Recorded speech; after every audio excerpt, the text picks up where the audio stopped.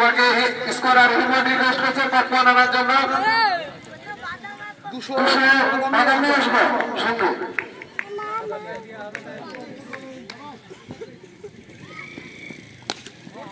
বলতে বলতে সদরে দাঁড়িয়েছে স্কোয়ার লেগের উপর দিয়ে দুর্দান্ত একটি সিক্সার শামীমের ব্যাট থেকে